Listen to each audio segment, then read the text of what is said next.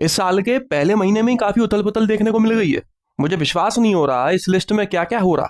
25th position पर है Hyundai aura. काफी लंबे समय बाद मैंने इस लिस्ट में डिजायर के अलावा किसी दूसरी सेडान को देखा है और उसके पीछे का सबसे बड़ा रीजन है वो ये कि पिछले ही महीने दिसंबर में हुंडई वालों ने ऑरा के टैक्सी वर्जन को लॉन्च किया था जिसका नाम था ST।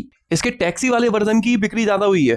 जनवरी में इसकी 7,978 यूनिट्स बिकी हैं। मेरे ख्याल में जब से ये गाड़ी लॉन्च हुई है कभी भी ये 8,000 की सेल्स को टच नहीं की। देखते हैं आगे क्या होता है। 24th पोजीशन पर है टाटा की टियागो जिसकी 8,349 यूनिट्स बिकी हैं। 23rd पोजीशन पर है महिंद्रा की XUV 3XO जिसकी 8,845 यूनिट्स बिकी हैं। ये जो सेल्स मैं आपको बता रहा हूं ना इसमें EV भी इंक्लूड है। कहने को ये गाड़ी इस लिस्ट में आ गई है लेकिन पहले की तुलना में इसकी बिक्री कम हुई है। लगभग 10 या 11,000 के आसपास बिकती है हर महीने। 22nd पोजीशन पर है टोयोटा की वो गाड़ी जो धीरे धीरे इसका तुरुप का इक्का साबित हो रही है, हाईराइडर, जिसकी 9,156 यूनिट्स बिकी हैं। इस गाड़ी को मैं तुरुप का इक्का इसलिए कह रहा हूं क्योंकि हाईराइडर हो, ग्रैंड विटारा हो या फिर विक्टोरियस हो, लॉजिकली देखा जाए तो ये तीनों गाड़ियां एक ही कंपनी की हैं, मारुति की।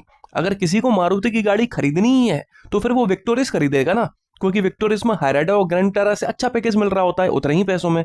और अब तो मार्केट में सियरा भी है।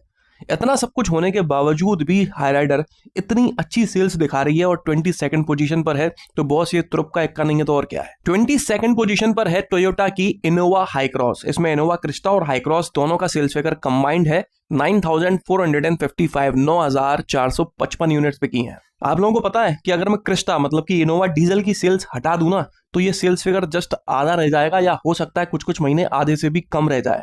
इतनी ज्यादा सेल्स है इनोवा क्रिस्टा की और लोग कह रहे हैं कि वो गाड़ी बंद होने वाली है। कौन ऐसी चलती हुई गाड़ी को बंद करता है भाई। इस न्यूज को लेकर मेरी कोई रिलायबल सोर्स नहीं है, बस मेरा इंट्यूजन है कि ये गाड़ी बंद नहीं होगी। फॉर्च्यूनर वाली हाइब्रिड टेक्नोलॉजी इसमें यूज की जाएगी और इसको कंटिन्यू किया जाएगा कुछ चेंजेस के साथ में, ऐसा मुझे लगता है। बाकी देखते हैं बॉस, ये मार्केट को प्रेडिक्ट करना बहुत मुश्किल है। ऊपर चलते हैं तो 20th पोजीशन पर है महिंद्रा की XUV 7XO। इसका फेसलिफ्ट अभी हाल ही में लॉन्च हुआ है। वो कहने को फेसलिफ्ट है लेकिन उसमें भारी भड़कम चेंजेस किए गए हैं। 10,133 यूनिट्स बिकी हैं इस गाड़ी की। जब इसका फेसलिफ्ट लॉन्च नहीं हुआ था उसके पहले भी इस गाड़ी की लमसम इतनी 9-10 हजार के आसपास बिक रही थी। पिछले 2-3 महीने से थोड़ी कम हो गई थी क्योंकि फेसलिफ्ट आने वाला था। अब आ गया है तो वापस से अपनी चरम सीमा पे पहुंच गई है। 19th पोजीशन पर आई है किया मोटर्स की सेल्टॉस जिसकी नेक्स्ट जनरेशन अभी हाल ही में लॉन्च हुई है। 10,639 यूनिट्स बिकी हैं इस गाड़ी की। कहने को आपको ये 19th पोजीशन पर दिख रही होगी लेकिन बॉस इसकी बिक्री जस्ट डबल हो गई है इस नेक्स्ट जनरेशन से। और ये जो सेल्स आप देख रहे हो ये लगभग 15 दिन की सेल्स है। मिड जनवरी से इस गाड़ी की डिलीवरी से स्टार्ट हुई थी तो जितनी भी बिकी है ये 15 दिन बिकी है। पूरे महीने बिकेगी तो हो सकता है 15,000 के आसपास टच कर जाए। इसके कुछ समय पहले ही सियरा को भी लॉन्च किया गया था लेकिन अभी तक उसका नाम नहीं आया लिस्ट में। देखते हैं। 18th पोजीशन पर है किया की सोनेट जिसकी 10,998 यूनिट्स बिकी हैं पूरे भारत में जनवरी के महीने में। जनरली मैंने ये देखा है कि किया की बैकबोन सेल्टॉस या फिर क्लेविस को माना जाता है जबकि असल में सोनेट इसकी बैकबोन है। जब कोई गाड़ी नहीं बिक रही थी तब भी सोनेट इतना ही बिक रही थी जितना अभी बिक रही है। इस गाड़ी की बिक्री कभी कमी नहीं होती यार। 17th पोजीशन पर है महिंद्रा की बोलेरो। इसकी 11,841 यूनिट्स बिकी हैं। मेरी नजर में यह मार्केट की इकलौती ऐसी गाड़ी है जिसने खुद को बनाने वाले मालिक को ही डरा के रखा हुआ है।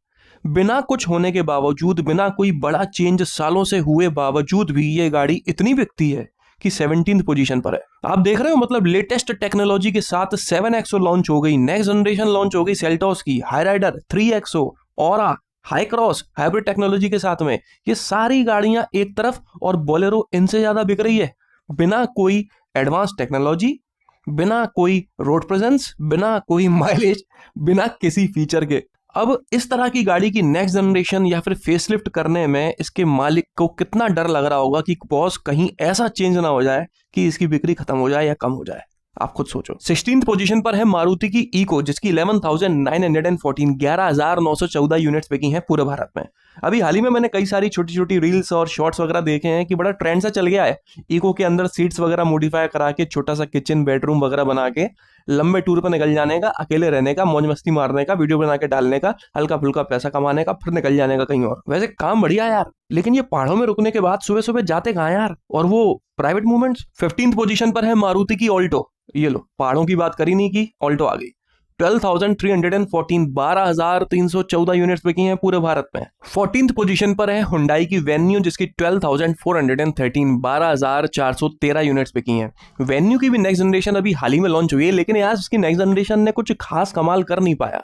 जितनी उम्मीद थी इस सेगमेंट में, जितना किया जा सकता था उतना हुआ नहीं। खासकर इसके डीजल इंजन ने काफी निराश किया है, स्पेशली माइलेज के साथ। इससे अच्छा तो डीजल इंजन बंद कर देते, सीएनजी दे देते या फिर पेट्रोल में हाइब्रिड टेक्नोलॉजी दे देते तो वो ज्यादा ठीक था। 13th पोजीशन पर है मारुति की फ्रॉन्क्स जिसकी 13,353 13,353। कितना चुपता हुआ सेल्स वगैरह भाई इसका, इतनी बिकी है ये इस महीने। अभी हाल ही में इस गाड़ी को ऑल व्हील ड्राइव, एडास और हाइब्रिड टेक्नोलॉजी के साथ टेस्ट करते हुए देखा गया है।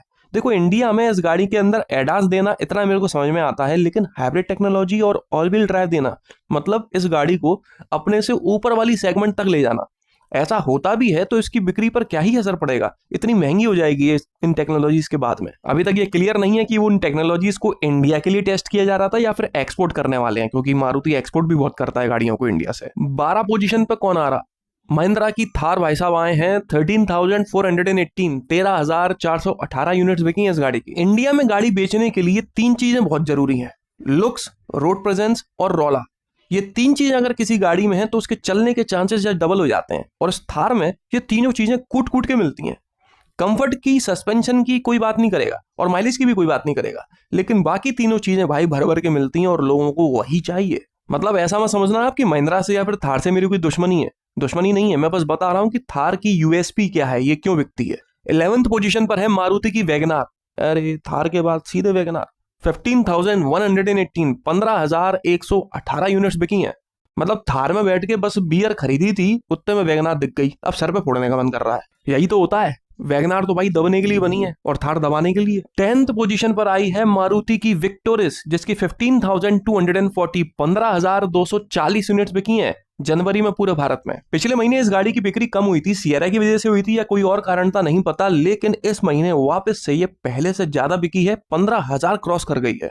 सिएरा के अभी तक नहीं पते। 9th पोजीशन पर है महिंद्रा की स्कॉर्पियो जिसकी 15,542 15,542 यूनिट्स बिकी हैं। इसमें स्कॉर्पियो एन और क्लासिक दोनों का ही sales figure combined. 8th position पर है मारुति की बलेनो जिसकी 16,782 16,782 यूनिट्स बिकी हैं। 7th पोजीशन पर है ब्रिजा, इस बार तो ब्रिजा ने भी हुंकार भरी है, 17,486 17,486 यूनिट्स बिकी हैं इसकी। इस गाड़ी का फेसलिफ्ट आने वाला है, लेकिन डिजाइन के पॉइंट ऑफ व्यू से देखा जाए तो आपको कोई ज्यादा चेंजेस देखने को नहीं मिलेंगे। हाँ, सीएनजी इसमें मिलने वाली है, वो भी अंडर बॉडी वाली जैसी विक्टोरिस में मिलती है। फीचर्स पहले से थोड़े ज्यादा मिलने वाले हैं, हल्का फुल्का चेंज होगा, वो भी इंटीरियर में। 6th पोजीशन पर है मारुति की स्विफ्ट जिसकी 17,806 17,806 यूनिट्स बिकी हैं। 5th पर है अर्टिगा जिसकी 17,892 17,892 यूनिट्स बिकी हैं। 4th पोजीशन पर है हुंडई की क्रेटा, ये तो भाई अभी भी टॉप 5 में है, 17,921 17,921 यूनिट्स बिकी हैं इस गाड़ी की जनवरी में पूरे भारत में। देखो यार, फिर आप लोग कहते हो कि मैं ये बुराई करता हूँ वो बुराई करता हूँ, मैं बुराई नहीं कर रहा हूँ, जो मार्केट में हो रहा है बस मैं एग्जैक्टली वही बता रहा हूँ कि मिड जनवरी से सिएरा की भी डिलीवरी चालू हुई थी, सेल्टोस की भी हुई थी, सेल्टोस लिस्ट में आ चुकी है। हाईराइडर अभी भी दम से बिक रही है, क्रेटा अभी भी उन्हीं पोजीशन पर है जिन पोजीशन पे वो आमतौर पे आया करती है। तो फर्क किस पे पड़ा है भाई? ग्रैंड विटारा कहाँ है? ग्रैंड विटारा पर फर्क पड़ा है। ग्रैंड विटारा इस लिस्ट में ही नहीं है, वो इस लिस्ट से बाहर हो चुकी है। ऐसा कमी देखने को मिलता है, कहने को हाईराइडर बाहर हो जाए लेकिन ग्रैंड विटारा रहती है और वो इस लिस्ट में नहीं है। 3rd पोजीशन पर है टाटा की पंच जिसकी 19,257 19,257 यूनिट्स बिकी हैं। इस गाड़ी का फेसलिफ्ट भी टाटा ने अभी हाल ही में लॉन्च किया है और सिएरा के बाद लॉन्च किया है। उसके बाद इसकी बिक्री देखो कितनी बढ़ गई है, 3rd पे आ रही है। लेकिन पता नहीं, कुछ तो गड़बड़ है, कुछ तो गड़बड़ है। मैं कुछ ऐसा नहीं कह रहा, बट हाँ कुछ तो चल रहा है जो हमें नहीं पता। 2nd पोजीशन पर है मारुति की डिजायर जिसकी 19,629 19,629 यूनिट्स बिक गई हैं। डिजायर भाई तुम्हारे पीछे पीछे और आ रही है, देखते कहां तक आ पाती है। और बात करें सबसे ज्यादा बिकने वाली गाड़ी के बारे में तो वो है वापस से टाटा की नेक्सॉन जिसकी 23,365 23,365 यूनिट्स बिकी हैं। पूरी 25 गाड़ियों के नाम मैं आपको बता चुका हूं और सिएरा अभी तक नहीं आई है। कहां है भाई सिएरा? इस लिस्ट में तो उसका नाम नहीं है। टॉप 20 सेलिंग एसयूवीज का वीडियो जब मैं बनाऊंगा देखते हैं उसमें होता है या नहीं।